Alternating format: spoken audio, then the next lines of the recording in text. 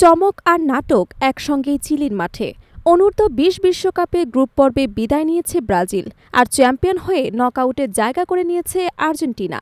দুই চিরপ্রতিদ্বন্দ্বীর ভাগ্য যেন দুই মেরুতে, একদিকে আর্জেন্টিনার উল্লাস আর অন্যদিকে ব্রাজিলের হতাশা।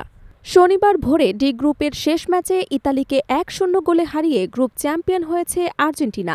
৩ ম্যাচে ৩ জয়ে পূর্ণ ৯ পয়েন্ট নিয়ে রাউন্ড অফ ১৬ নিশ্চিত করেছে লাতিন জয়েন্টরা। ম্যাচের শুরু থেকে বল দখল এবং আক্রমণে আধিপত্য দেখায় আর্জেন্টিনা। পুরো ম্যাচে ৬১% বল দখলে রেখে ১৩টি শট নেয় তারা, যার মাত্র একটি লক্ষ্য কিন্তু সেই ম্যাচের ভাগ্য গড়ে দেয়। চতুর্থ মিনিটে অ্যান্ড্রাসার অ্যাজিস্ট থেকে ডিফেন্ডার তিলান্ত মাসের করা একমাত্র গোলেই জয় পায় আর্জেন্টিনা। যদিও এর আগে ইতালি একবার জালের দেখা পেয়েছিল, তবে ফাউলের কারণে ভিডিও রিভিউ করে সেটি বাতিল করে দেন রেফারি। ফলে জয় নিয়ে গ্রুপের শীর্ষে থেকে নকআউটে যায় আলবিজেলেস্তে যুবদল। অন্যদিকে সি গ্রুপে বিদায়ের বেদনায় ডুবে গেছে ব্রাজিল। প্রথম দুই ম্যাচে মেক্সিকোর সঙ্গে ড্র এবং মরক্কোর কাছে হারের পর শেষ সুযোগ ছিল স্পেনের বিপক্ষে জয় পাওয়া, কিন্তু সেটিও পারল না সিলেসাওরা। ৪৭তম মিনিটে স্পেনের ইকার ব্রাভোর একমাত্র গোলে ম্যাচ হারায় ব্রাজিল।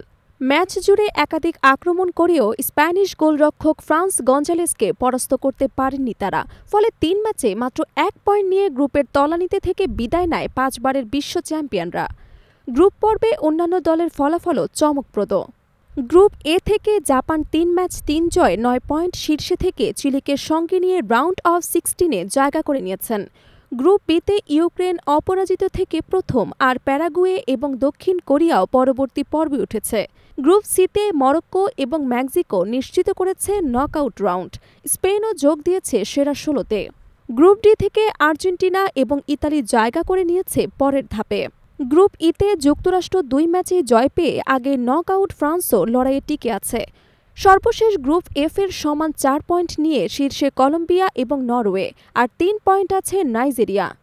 চিলির এই টুর্নামেন্টে আর্জেন্টিনার তরুণ দল এখন শিরোপার অন্যতম দাবিদার, আর ব্রাজিলের ব্যর্থতা নতুন করে প্রশ্ন তুলেছে তাদের যুব কাঠামো এবং কৌশল নিয়ে।